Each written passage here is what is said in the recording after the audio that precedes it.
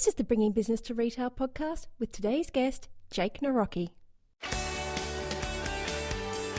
Welcome to the Bringing Business to Retail podcast on SelenaKnight.com. Stay ahead of the competition by opening your doors to business experts so you can learn, grow, and be inspired. Passionate about bringing business strategies to independent retailers, please welcome your host, Selena Knight. Hey there, and welcome to this week's episode of the Bringing Business to Retail podcast. I'm your host, Selena Knight, the retail strategist, and thank you so much for taking a little bit of time out of your day to learn, grow, and be inspired. And be inspired is exactly how you're going to feel after listening to today's podcast with my special guest, Jake Nawrocki.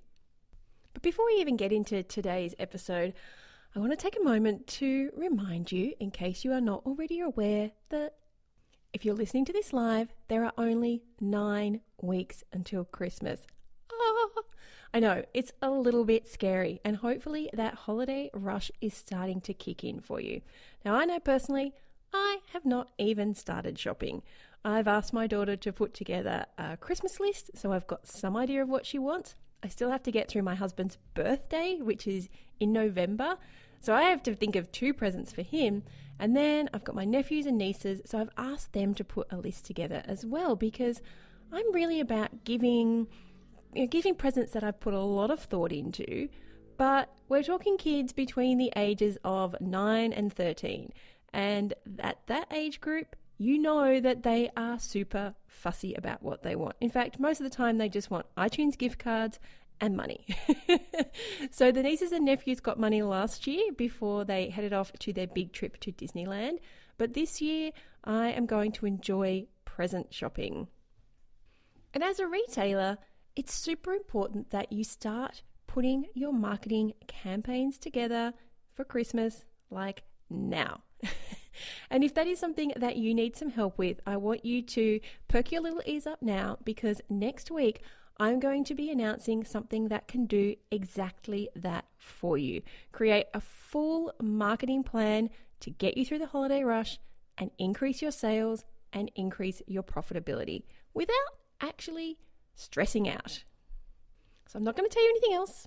Just know that next week on the podcast, we'll talk about it then. Now, stressing out. Again, that is something I do not want you to be doing, and that is what our guest today, Jake Nawrocki, is going to be talking all about. Jake is the founder of Operation Self Reset, a brand that teaches individuals and teams how to create breakthrough results. So if you're feeling a little bit down, a little bit stressed, a little bit overwhelmed, Jake is going to give you some motivation and inspiration that will pick you up and help you to get inspired once again. In this episode, Jake and I talk about a lot of stuff. We talk about education and whether or not it's important to have an education to be successful in business, and how to realize your potential when you're young. Do you even know that you have potential? And Jake tells us this story about changing from a really shy person to somebody who is out there in front of the spotlight. And he's going to share his story about how he did it. We also talk about how family and support is so important when you're in business. So if you need some inspiration, you need some tips to pick yourself up, to put yourself out there, then today's guest, Jake Nawrocki, is going to help you. So let's listen to what Jake has to say. Hey there, and welcome to this week's episode of the Bringing Business to Retail podcast. I'm your host, Selena Knight, the retail strategist, and today we have on the show Jake Nawrocki. He is the founder of Operation Self Rest, a brand that teaches individuals and teams to create breakthrough results.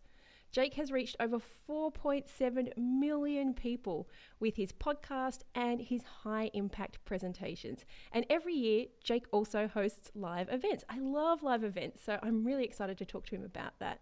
Jake lives in Milwaukee with his wife and 3 sons, where not only does he look after Operation Self Rest, but he also works full-time as a lieutenant for the Milwaukee Fire Department. So welcome to the show, Jake. Selena, thank you very much, and I appreciate you. You knocked out of the park my last name, so kudos to you. Thank you. Practice, practice, practice. Now Right, right. I have to ask you, Operation Self Rest. I've been looking over what you do, and that seems like a full-time job. So how is it that you manage to hold down another full-time job at the fire department?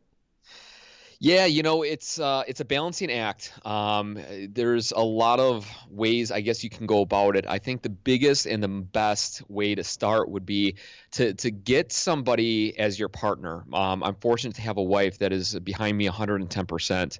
I would not be able to be doing this juggling act because, as we know, as business owners, entrepreneurs, individuals that are trying to create an impact in the world, it's challenging. It's really challenging. And I'm very fortunate. I have a job and a career that I love. I'm passionate about. It's great.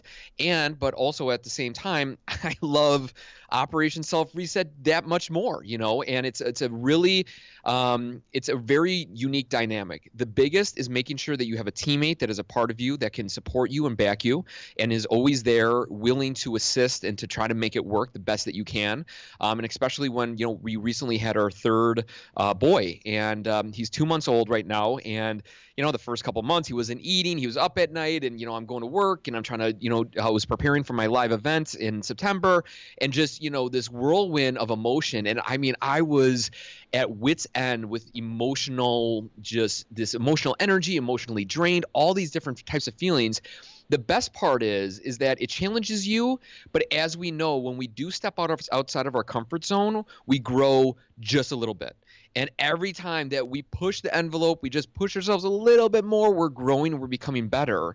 And now, after this chaotic last couple months, I feel like Superman, right? I have a clear vision. I know what I can do. I know what I can handle. I can find where I can manipulate time and scheduling to make it work in my lifestyle. And there's no correct answer to that question. It's like, how can you raise 3 successful kids, raise a successful business, have a very plentiful and amazing career, and all the while still be quote unquote dating your wife, keeping that relationship new and fresh. It's hard. It is extremely hard. And so there's no right answer. All you can do is find your priorities in that given day or minute and do what's needed to make sure that you're successful in all those different areas. Because truly, am I a good individual if my business is amazing, but my kids get no love or support or I'm unable to be there with them, right? I mean, I would say you're a failure. And vice versa, if I raise 3 successful young boys to go out there and live their dreams, but yet my business is just rubble and nothing is coming out of it, what good am I to kind of say that anything is possible when they show or they see my business not creating any type of impact? So it's really a balancing act. You really got to walk that tightrope, and just hopefully you have a good support on either side of you to make sure that you're center. And when you do start to drift or fall in one area, that other side picks you up to keep you on cue. So that's what I would say for sure. Okay, I have so many questions to ask you, but before I get to the ones that I want to ask, you've just made me think that, one, I'm guessing that you're on shift work if you're a firefighter. Yeah. Yeah. Okay. 24 hours on and then 48 hours off. Okay. Yep. Similar to what they do here in Australia. Okay. So you're on shift work. You're getting ready for live events. Now, I know when I'm getting ready for live events, I'm like the snappiest person in the world. All of a sudden, the toys on the floor are like, why are there toys on the floor? Why are your shoes in the way? So you not only have shift work, getting ready for an event, and a brand new baby that obviously, brand new babies don't sleep through the night. Can you just give me a couple of tips on how you have managed to cope in the last couple of months?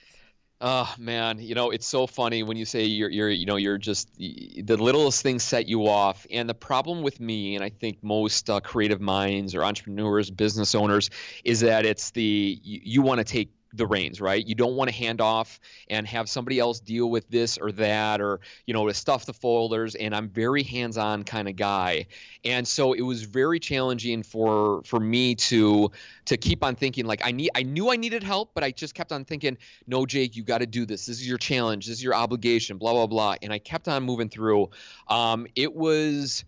I mean, I broke down emotionally multiple times to my wife over the simplest of things.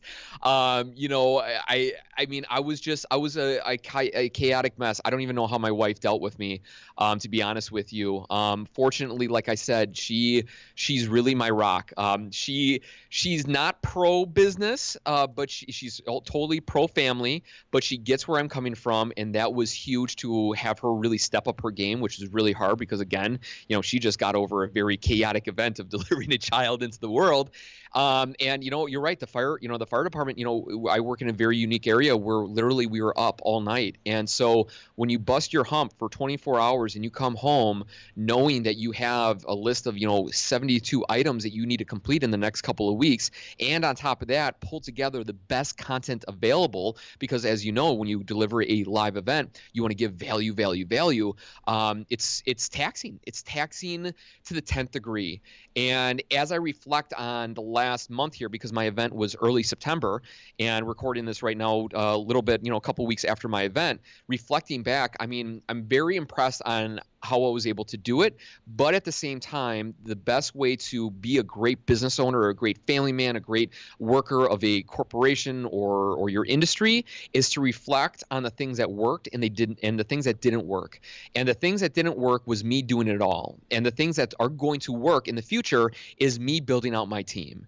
And that starts with, finding, people that are close by that enjoy my work and bringing them in deeper and starting to outsource those different items.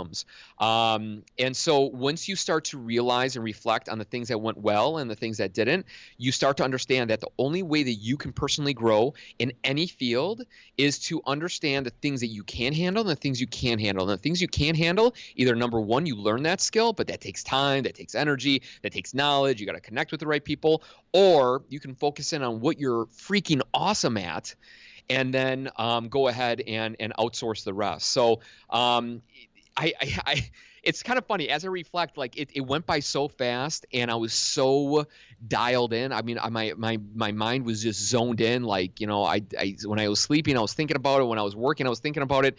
I was not my best self, because they say, you need to be present at each moment. I think that's very true, but it's very hard to do when you are a determined individual and you want to be successful in multiple domains. It's challenging. It's not easy, but the reward is worth it in my eyes at the end of the day, because I'm setting the stage for my 3 young boys to reflect and go, okay, things are possible. I don't have a great education, but I do have a passion and drive for helping people become better. And if you have that charisma, that energy, that passion, that commitment, and when you say you're going to do something, you actually stick to it, that's more than anything. So I don't even know if I answered your question correctly, but that was a peek inside of the genie's bottle over the last month and a half here. Oh, we are all about keeping it real on this podcast. And your answer was pretty much, you didn't necessarily keep it all under control. And as a result, you you need some people around you. And this is so true, because as we record this, as you said, it's the middle of September. We are in the middle of a launch. And I had all these things on my list, and I was talking to my new marketing coordinator, who's only been on board for like 3 or 4 weeks. She is so awesome. And she just said to me, I can do all those things, right? I said to her, she said to me, read out what's on your to-do list. And I was like, blah, blah, blah, blah, blah, blah. And she's like, well, I can do this, and this. Yeah. And I was like, really? She said, yeah, that's what I'm here for. And I know how to use the software, and I've done it for lots of people before. And I was just like, why didn't I ask? Like, exactly what you just said. It's not even necessarily, I am number one delegator. If I can find someone else to do a job for me, I'm happy to outsource it. But when you are so deep in the moment, you forget to ask somebody else. You just completely forget that there could possibly be someone out there who, 1, is more than happy to do the work, and 2, actually enjoys it way more than you do. Right. And that's huge. And I think the other point is too, sometimes we get caught up in our own mind and thinking it's going to take more energy for us to teach them, and we feel like they don't know, they don't have the same kind of passion or commitment. But the only way to find those answers is if you literally just take 2 minutes and ask them, hey, can you help me with X? Does this suit you? Do you like this? Do you know this? Either yes or no answers. And either you say, okay, you're the person for me, or you move on. And as you see and I see too, it's growing pains, and it just opens your eyes. You got to reflect and review. do, and that's the only way to keep on moving forward. Yeah, I hear you. So true. One of the things that you said before we got sidetracked was you didn't have the best education. So can you tell me a little bit more about this? Because I was reading about your story, and I have to say, as much as I love talking, you and I obviously like talking, but I was reading your story going, oh my goodness, we are like separated at birth. So tell us a little bit about, what you were like when you went through school and how you ended up being. We're listening to you, right? You're super confident. You clearly are passionate about what you're talking about. So how did you end up here today, speaking on podcasts and conducting leadership activities and empowering people to be freaking awesome when that is not what you started out as? Yeah, it's kind of funny. First off, I guess you would coin me in the field of, a motivational speaker. And as we know, motivational speakers usually come from, very terrible backgrounds, right? Abusive, drug, homeless, the worst of the worst. And they showed, through determination and, grit that they were nothing and then they became something. And my story is unique in the sense of, I came from a very good background. I came from a loving family. Nonetheless, a family that still has issues. Nobody's perfect, but nonetheless, I had a support group around me. I had 2 older sisters. Things were going good. I had direction in my life, and it wasn't until I guess a big turning point was when I was in 3rd grade, and I was diagnosed with ADHD. Attention deficit hyperactive disorder. Basically, your mind is just spinning 1,000 times per second as opposed to everybody else. And in that moment, my mom wanted me to go on medication to kind of calm that machine down, but my dad didn't, because here in the States, if you go on Ritalin or one of those types of drugs, you can't go into the military. And I come from a very long history of family in the military. And so early on, I kind of battled this creative mind and zoning out kind of thing. But my father was really good in keeping himself self-motivated. Now, my father was a police officer, but he also owned real estate on the side. And if you know anything about real estate, you need to just pour personal development into your brain, because it's very hard, right? I mean, one minute you have tenants, the next minute they don't pay their bills, and you're going from highs and lows. And the only way to keep yourself mentally stable is to learn tools and tactics and personal development. So when I was at the age of 4 or 5 years old going to hockey, my dad would, pop in those classic speakers like Jim Rome, Zig Ziglar here from the United States. And obviously you guys have some awesome individuals too in Australia. But those people somehow, some way snuck into my subconscious mind. And all through grade school and high school, I was a very positive, energetic kind of guy. But it wasn't until I got into the fire service and I invested in real estate because, like I said, my dad was in real estate, so I invested in real estate. The economy turned in the United States. Houses were getting foreclosed on. Banks weren't handing out the money like they used to. My loans that I had on these buildings came due, which meant that I had to basically come to the bank with $400,000+ in cash to just kind of call these buildings mine. And it wasn't going to work. I didn't have the funding, all that stuff. And so through that process, they said they were going to start to foreclose on me, which is, the bank is going to take those buildings. And at the same time, my wife was told us we were pregnant with our first child. Now, it's all about perspective. Some individuals see that and they go, wow, that's impressive. Some people go, that's nothing compared to my story. All I can say is that each and every person, we have these hero's journeys. We have these journeys that we go through, and it really all depends on what moment in time affects you in that moment. And I remember when standing in the bathroom at 3:30 in the morning when my wife is jumping up and down, looking at the pregnancy test, and I'm like, my hands are in my face going, oh my God, I can't provide for myself, let alone my wife and I.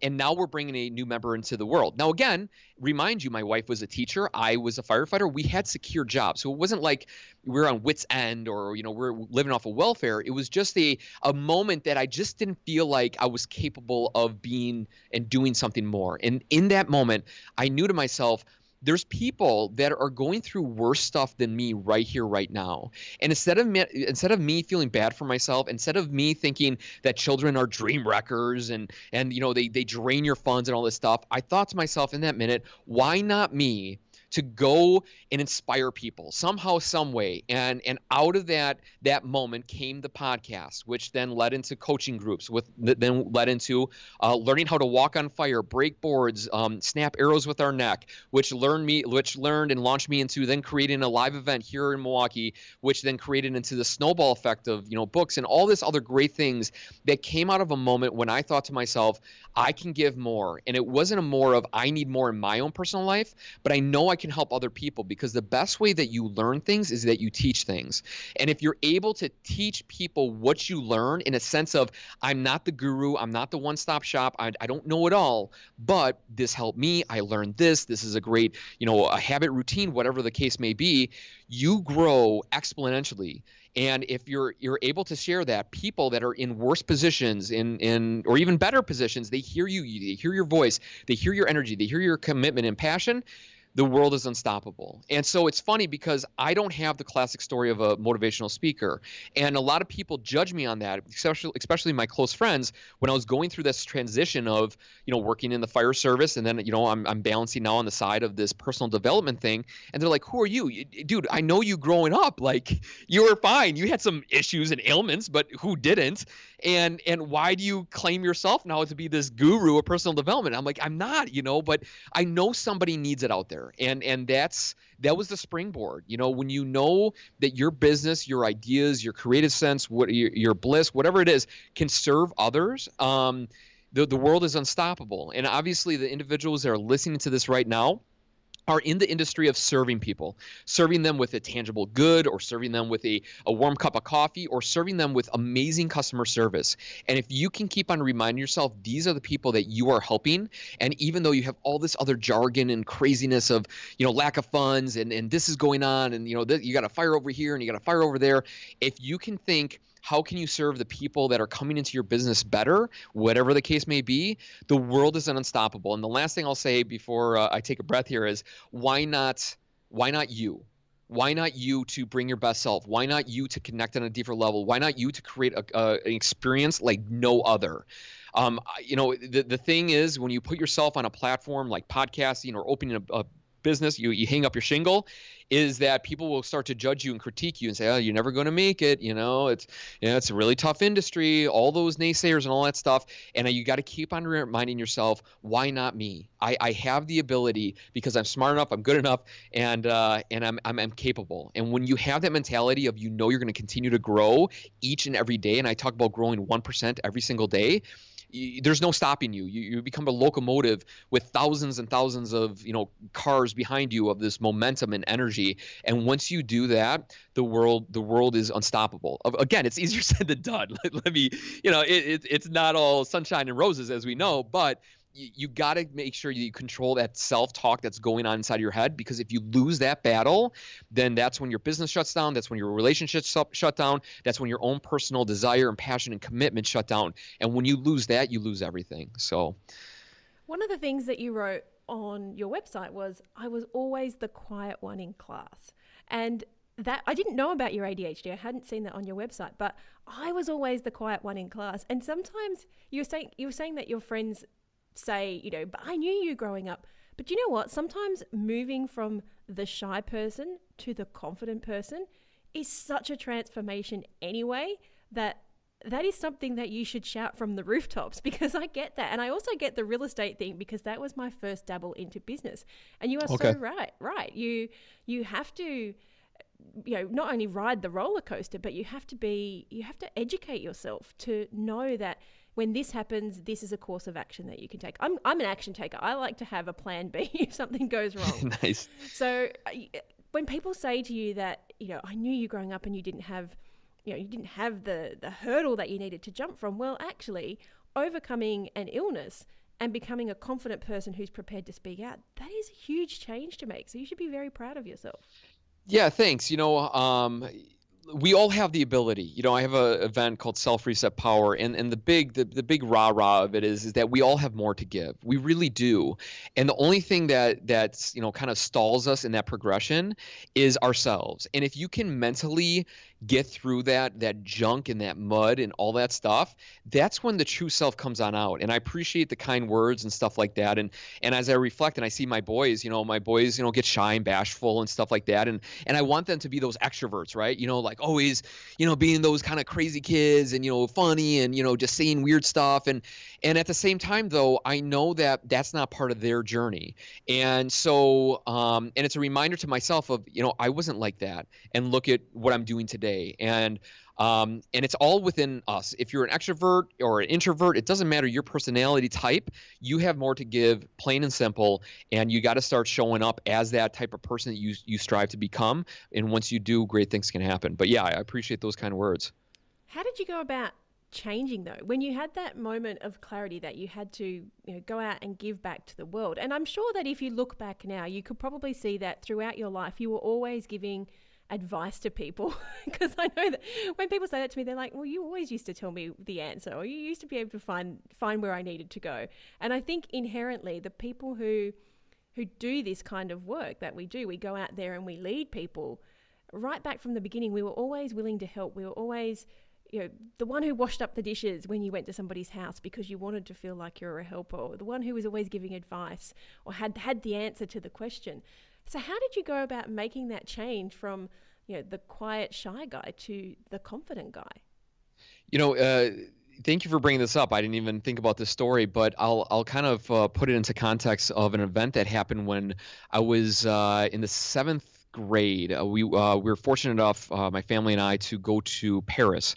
And one particular morning, we were going through this courtyard, and it was a beautiful courtyard. They had street performers on one side, they had the pigeons on the others, they had artists, they had fountains. I mean, it was an amazing sight to see. A lot of locals, plus a lot of tourists. Everybody's taking pictures, all that stuff. I come from a family of 2 parents and 2 older sisters, and that given morning, my dad and my older sister had to go pick up some tickets. So my mom and I and my other sister were going to walk and grab a table by this courtyard. And as we're kind of walking through this courtyard, we're kind of moving through with a group of people. And I remember it like it was yesterday. An individual, she was an older woman, probably in late 80s.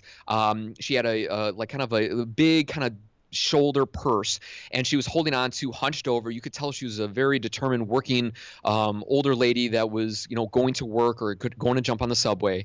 And I'm a fast walker. I walk faster than my mom and my sister.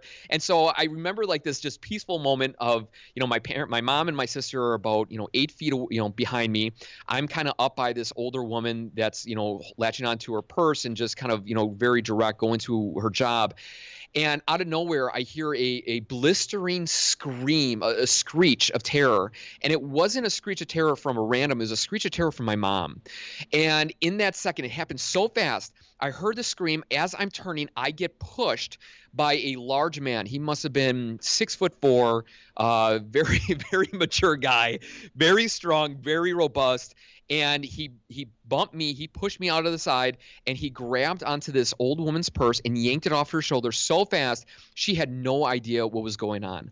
And as I keep on replaying the story and keep on reciting it in different, bringing up in conversations, in that moment, I remember, reflecting and thinking that my mom was seriously injured due to her scream. And this woman that got her purse yanked off had no idea what was going on. And it felt like everything around me was totally unaware of the situation.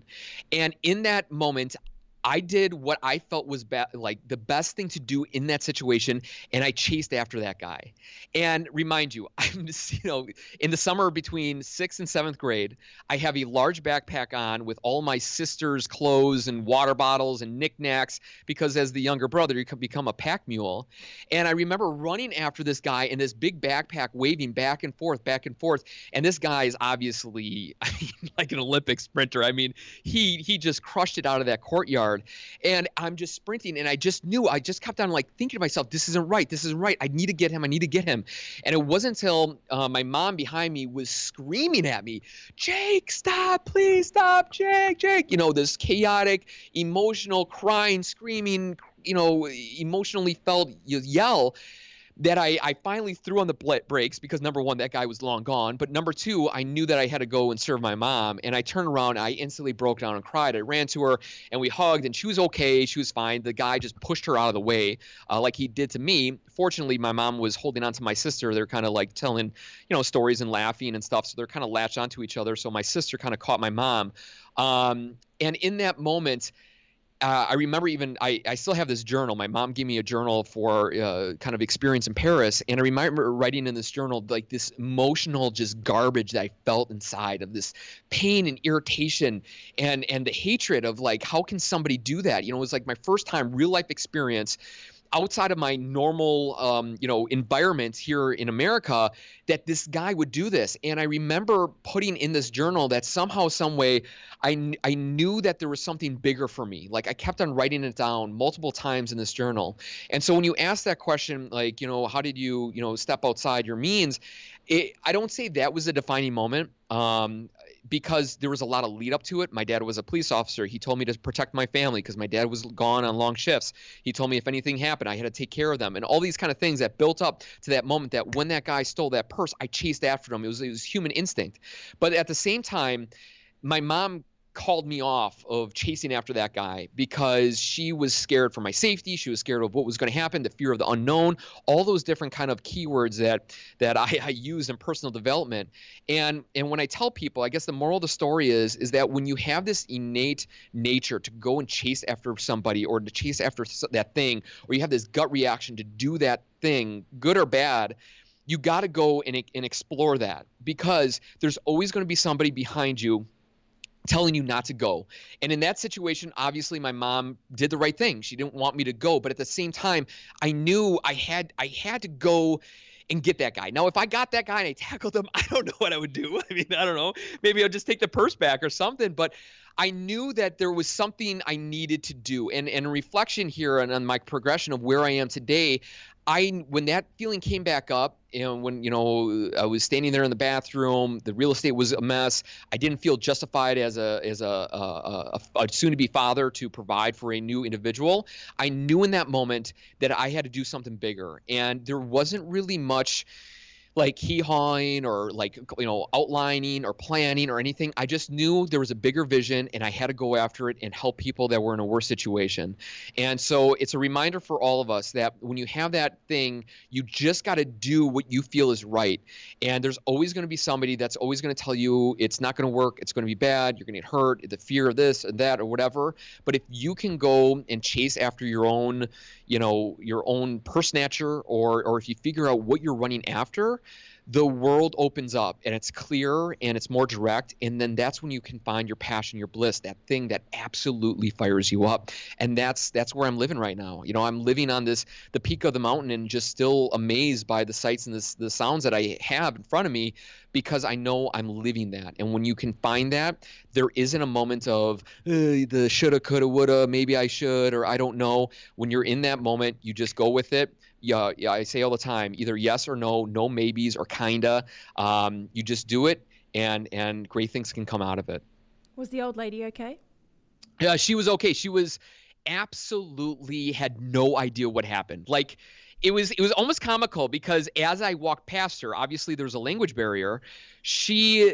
I stopped in front of her. I was like, and I'm like crying, like pouring out my soul. And I'm like, "Are you okay?" And she's just like, like she has no idea how to respond. She's like acting like, "Oh, her purse is missing," like she didn't even know. So yeah, that guy, I mean, he was smooth. I mean, he obviously eyed her up from far away. He knew she was a good target. He just had to bump a couple of people out of the way to grab the purse, and he was gone. So yeah, it was a unique experience, but nonetheless, experience I'll never forget. You sound like a very upbeat kind of person, the person who doesn't seem to let bad stuff sway them. So do you ever have to fight within yourself the fear of failure?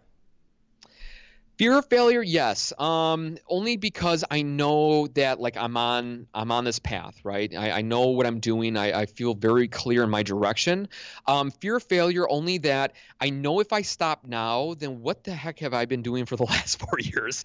I mean, the amount of time, the amount of money, the amount of traveling, the amount of, connections and phone calls and all that stuff. Like I just keep on thinking to myself, I know I will make it if I am consistent and I keep on showing up. That's the biggest part. It's easy to shut it down. It's easy to quit. The hard part is to continue to show up every single day. The other flip to that is, I work for the fire department. I love it to death, but at the same time, it's emotionally draining. I'm going into people's homes where they call 911, and of course there are very tragic stories and people need us, no doubt about it. But there's also people that choose not to take care of themselves, and they choose to do silly things. And it's irritating because I know that there is more possibilities for them, but they live in this world of they're good with what they have. And that's fine because every person has to be comfortable where they're at. But it's this emotional roller coaster. So it's not so much the fear of failure. It's more the fear of keep on pressing through. Like, am I going to continue to have the energy? Is my wife going to continue to be supportive? Am my kids going to, respect this journey that I'm embraced on for the whole family? Because as you know, as a business owner, and even people that are listening, when you choose to open a storefront or retail, start a show, whatever the case may be, it's a full family commitment. I mean, it's not just one individual. I mean, everybody needs to be on board. And so I'm very aware of that. I come from the Midwest of the United States, which is very much based on hard work, the blue collar kind of industry, as in very hands-on, and you work very hard at your job. You come home, you eat dinner, and you hang with the family. You go to bed, you wake up, and you do it again. And so kind of having this entrepreneur business mindset in a industry and a norm of the Midwest where it's very traditional is hard for my wife to understand. It's hard for my parents to understand. It's hard for other, siblings to understand. But the thing is that I know I'm destined for this. I know, why not me? I know I can achieve it only if I keep on showing up. And so it's not so much the fear, it's so much as I'm my worst enemy. And if I can continue to battle those internal chatter, that internal emotions, those internal feelings, great things can happen for myself and along with you guys as an audience too.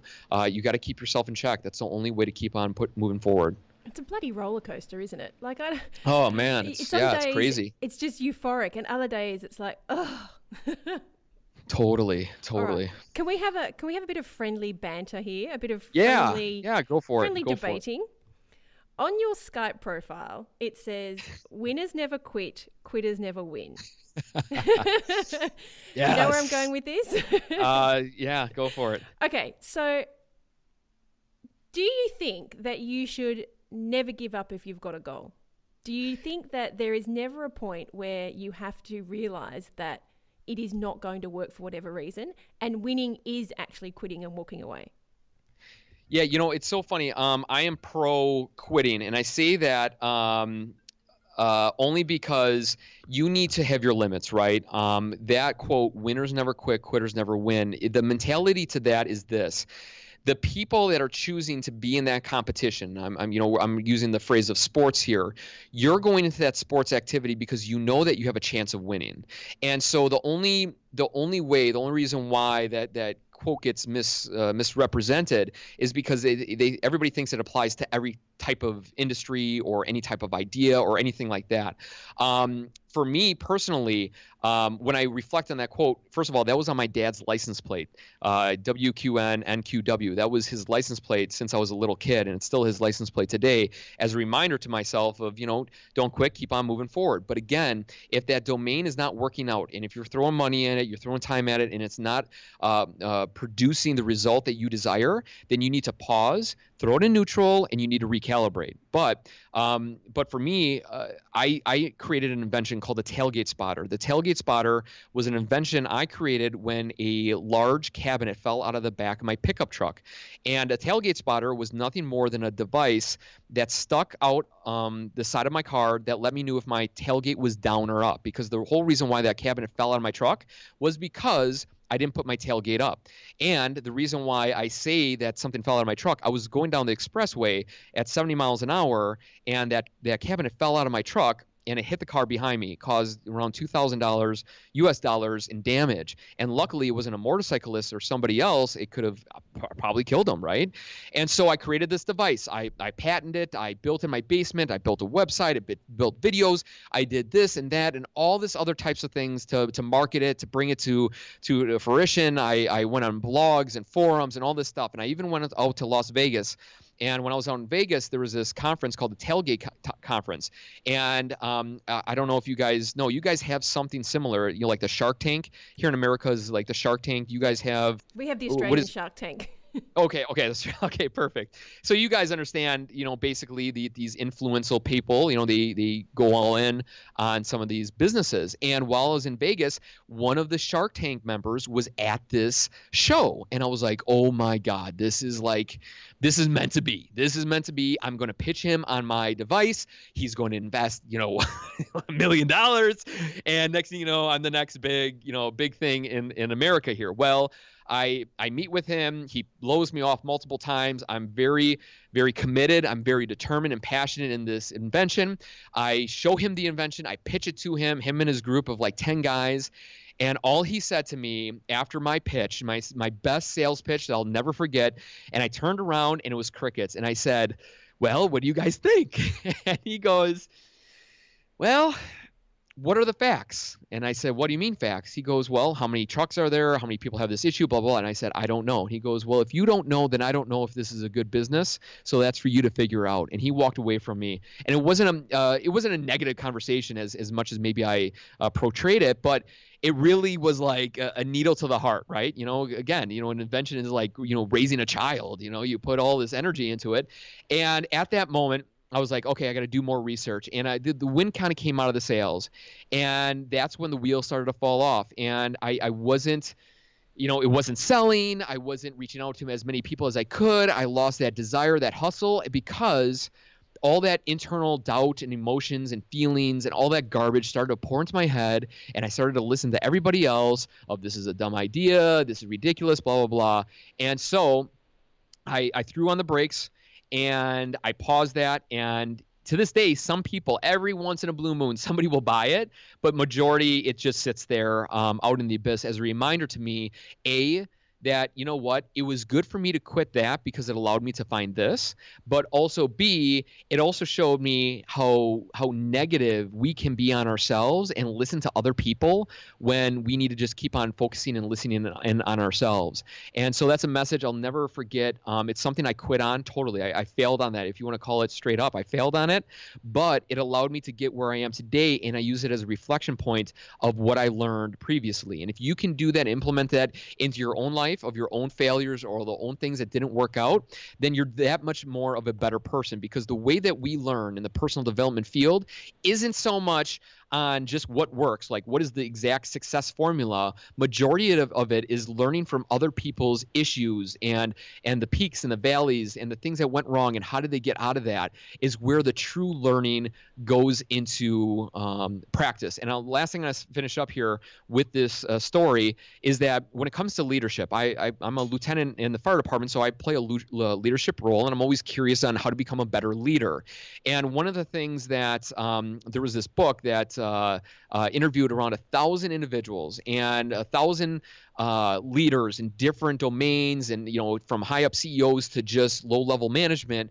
And the one thing that they all said, that the best learning, the best execution that they have gathered from their leadership role wasn't so much from the mentor or a book or a course or a online video series. It was the times that they messed up personally that allowed them to realize some of those tactics or those ideas that they thought were the right thing to do, but in reality it wasn't. And so for us to grow as a better leader, as a better individual, we need to respect those failures, because it only makes us grow stronger. I don't think you can call that a failure, because several things could have come out of that. If you were really, if this was the thing that you were born to do, you would have gone and researched all of that information, and you would have come back bigger, better, stronger. True. Yeah, true. But even then, even taking away from the comments that you got, if you had another idea, and even your business now, I'm sure you now take that comment of who is your customer, how many of them are there, how many, what do they want? You will now think about that in every business decision that you do. So Right. I don't know. I don't think there are a lot of failures in our life if we can take away a learning from it. Like I know, Sure. I've got a video in the training series that's in the launch right now, which is not right now because we're recording this and it will go live in a few weeks. But this is one of the things I talk about, which is how I wasted over $20,000 in marketing. Exactly what you just said. Had no Yeah. idea what I was doing. I wasn't Yeah. paying attention, all that kind of stuff. So was it a failure?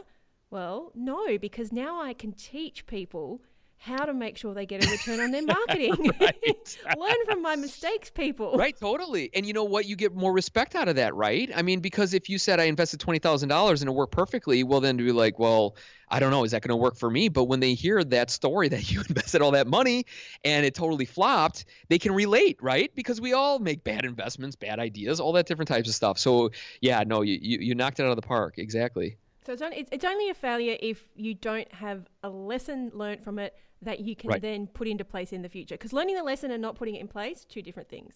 Right.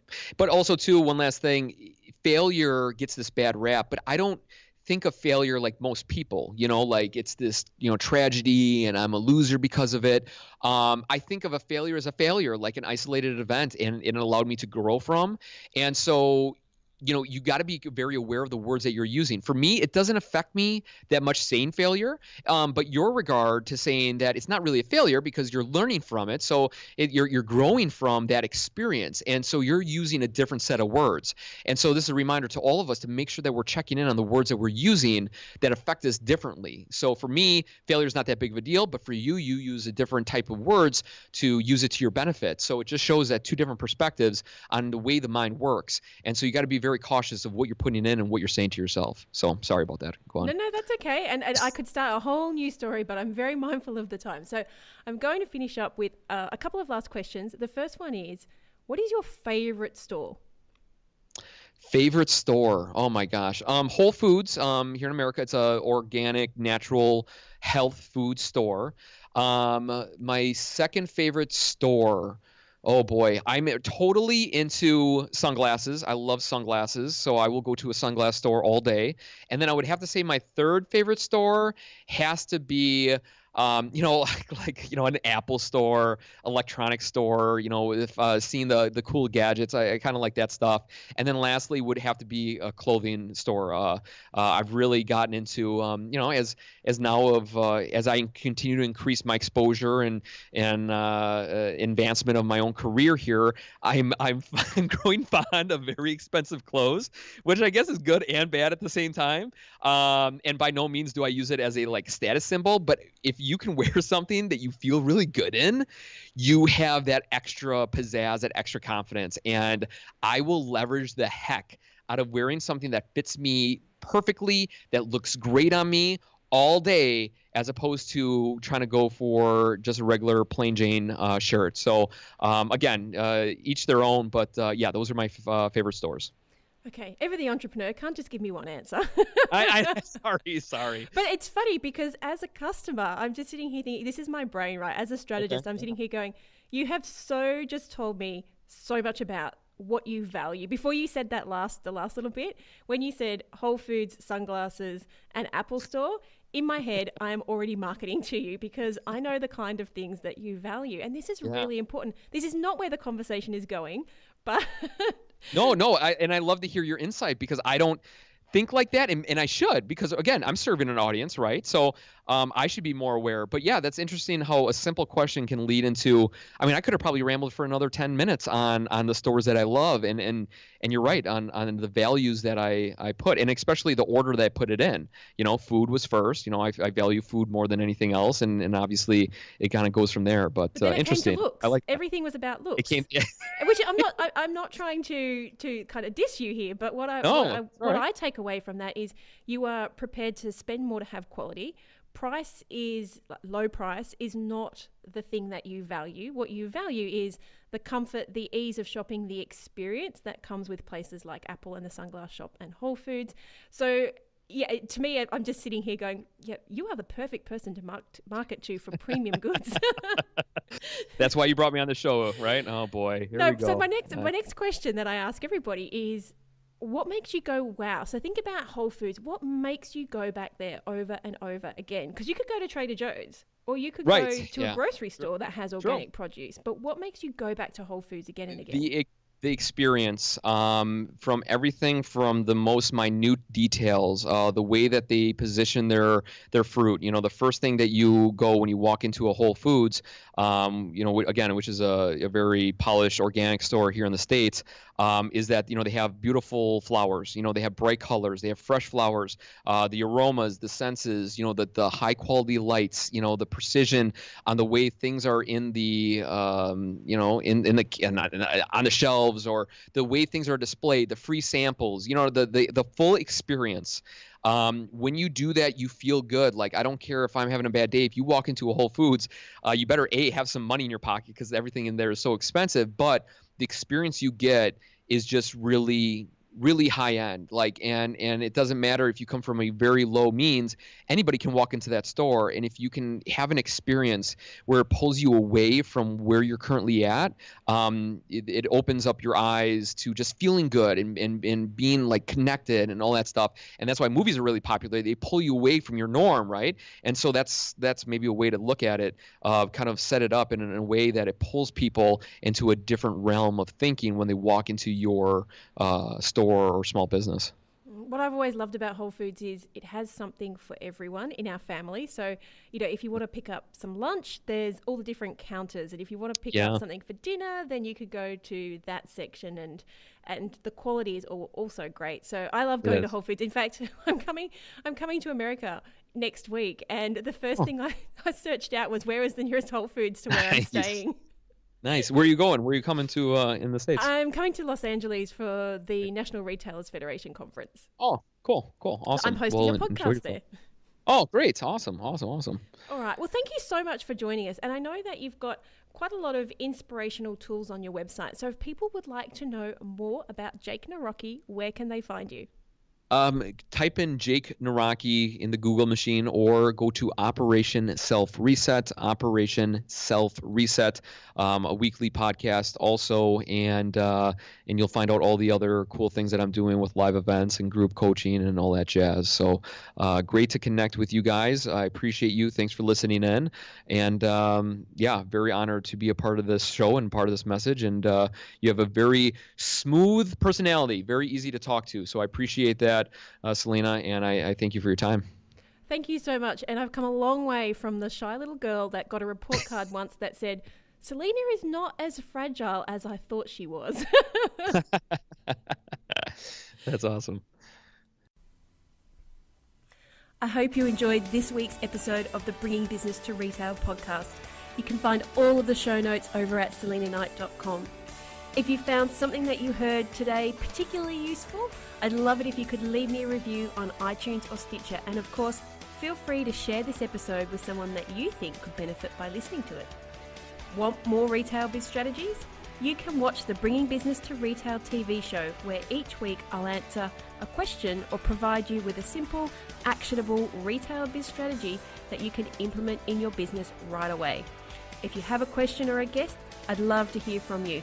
Drop my team an email at podcast@selenaknight.com, and I'll see you on the next episode. Have a great week.